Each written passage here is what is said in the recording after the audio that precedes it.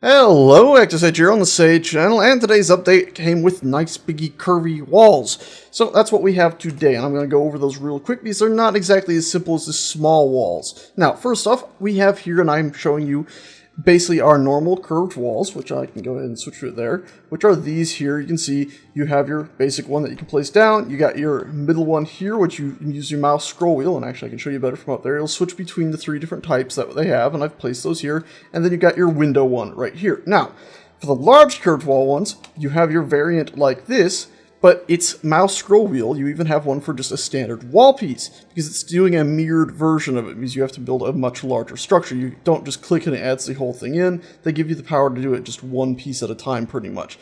Then the same for the door piece. Instead of you being able to scroll through all the three different types, you just simply scroll through the mirrored versions of each one, and you have to actually have the different ones on your hotbar to go ahead and place them down. And in fact, they don't even appear to have all three of them. I can go ahead and double check, and I'm not seeing all three of the doors, just these two doors right here. Of course, going ahead and flipping them over, you can sort of get to different points, but you can't ever seem to get a door right here at this edge right there. I'm not sure it's so much of a loss. And then, of course, you have your window. Again, it's just, oh, wrong button. Your window here again, and it's just flipping it back and forth. So if you were to go ahead and try to make something circular with these, you go ahead and start placing them in.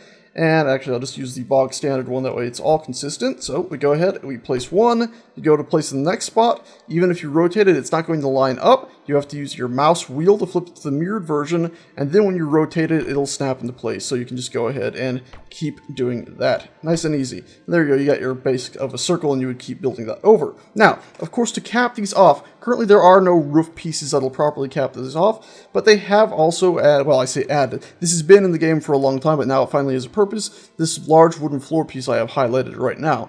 This piece acts the same way as those wall pieces I was just showing. You simply line them up, and you'll have to use your mouse scroll wheel to rotate to the flipped version of each one, each piece as you go along. There we go. There. So you can see the basic gist of that. And of course you can fill it in then using flat wooden pieces and not go off the edge there like I did, which I just did a alt and right click while aiming at that tiny little piece that was sticking out too far to delete it. So there you go, that's the basics of that. Please note there are also large blocks like this, so you can actually have a solid stone base. So if you wanted, you could go ahead and be clicking and putting these in here. And of course you can just go ahead and do the full shell, oops, like so, and then go back flipping it like that, and that sometimes is a bit quicker, of course, than just as we did with the ceiling, filling that in. Pretty simple stuff once you get the hang of it. And of course then we have this huge circular piece here. And over here I just have the basic original small one and the bigger platform, just to kind of show you guys the differences between them and of how much bigger it really is. In fact, we could copy this and place it right inside this, and you can see the size difference instantly. It's pretty impressive. And of course you could walk around these hallways here. You could even have yeah, you can basically set up a whole bunch of other stuff. And of course you could be finding ways to merge these into your castle, such as wanting a castle wall right here from this version right that we have right there, and all sorts of stuff. But for demonstration purposes and showing off all the stuff you can do with these, I have mainly just cylindrical towers over here. Everything from a random deer running into this one here, which is just to show that you can have some pretty strange stuff around the base, like so, to more advanced things, like this one here, where theoretically you'd have stairwells that led up to a small walkway around there, and then of course all the way up to the very top. This one that's actually set up with stairwells to show you how that would work. Unfortunately, you can't fit through the little doorway that I have right here. You try to walk through it, you're getting stuck, and you can't seem to walk around this, even though you might think your character would be able to. So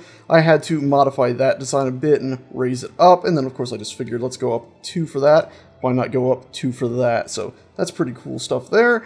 And then of course we have this slightly pudgy little tower thing here, and a slightly even more squished down version here. And all these just have a single floor in here, well, 2 floors there, and then up to the top. It's pretty nice stuff, I think. It looks nice. I just felt like showing these off just to show you guys all the different sort of things you can start doing thanks to having these at the bottom. It sort of makes your tower seem a lot wider. Please note this one here at the very top, I even have the pointed roof here, which is these supports going up the sides and in the center, and they don't exactly go all the way down, so structurally this building worries me because all this weight is just sitting on this layer of wood right here, and this stone pillar going straight up the middle, really. Overall, though, I love these things. Moving on from that, we're going to fly over here to some other structures I've built using these. This one here uses those large rounded walls as well as the small ones, so I have a small one right here, and then 2 of the large ones to go around this corner, and then another one small one right there, followed by a flat wall, a small one, and another flat wall to make this rather strange lookout tower, which looks like it might have a bit of a weakness if you came from this way, but assume you're going to put your whatever you're protecting it back there. That's pretty nice. Moving on, we have some random shapes I made. In fact, these were actually made using one of these, where you can see I have a standard curve as well as the large curve there. And all I did to make these strange things was copy and pasted and shifted them around. So their insides are a complete and utter mess if you were to actually look inside these shapes. But from the outside, you can end up with some very interesting shapes, and theoretically you could go in there now and start cleaning up a lot of this by holding Alt and right-clicking until you got the shapes you wanted. Of course, you got to be careful because, as you've seen there, I've now cut holes in a wall. That's an easy enough fix, though, because you can just stick a doorway in there, and voila, now the structure's starting to make sense. A lot of cleanup work, but it's a good way to prototype out the exteriors of structures and get some interesting things if you just need set dressing for, well, something you're building. Here's another little structure I felt like showing, just to show off more of the same stuff that you can use the small curve and the big curve. I like doing that a lot. And also, of course, I use 2 small curves here just to show off some of the roofing that has been added in previous updates because that looks so cool to me. Very nice stuff. Also, this building shows something else that was added in this update. This little curved piece right here made of stone, and the top one here. Now, in the past, if you were to try to cap a stone building, well, you'd have to do something like this, where you'd have these little tiny bits of wood stuck in an otherwise completely stone building. Or, once they added some updates, you could use these sort of little stone pieces, these jaggedy, almost stairwell-esque pieces, to fill in the corners. Of course, at the top, this looks a bit odd. It glitches through a bit. And mainly, I think they're intended for smaller buildings such as this, or odd, or even-numbered buildings that are only 2 or 4, so on and so forth, wide, not the 3 wide or odd-numbered buildings.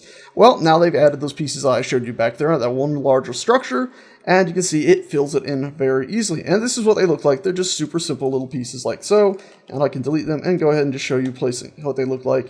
Just super simple little things, same as the wooden ones, except for now they're made of stone. Strangely enough, this piece here, you'd think you would just rotate it around, but I guess because it's stone, and the way that stone is designed to work with weight going one direction on it, so rotating it to its side would cause an issue. I can't flip this over, I can only do this with it. You have to use your mouse scroll wheel to flip it back and forth, which isn't really too bad. Anyway guys, that's it for this update. I've got a few other little random things around, like this little, it almost looks like something you'd see from a park, maybe, I don't know, 70s, probably 80s.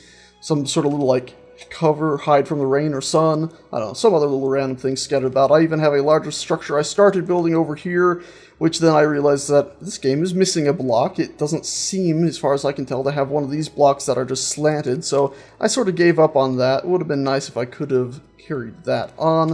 I didn't want thick walls though, and then of course I ended up with little things like this, and I was trying to figure out how I'd have big towers and not just have a big flat area in between, so I'll come back to this or start another structure that'll have large towers just stuck into it another time. But anyway guys, that's it for this update. I find it pretty interesting, even if it seems like they didn't add too much. It's actually, well, it allows you, it opens up a whole lot more possibilities, and it's nice, great, grand, wonderful.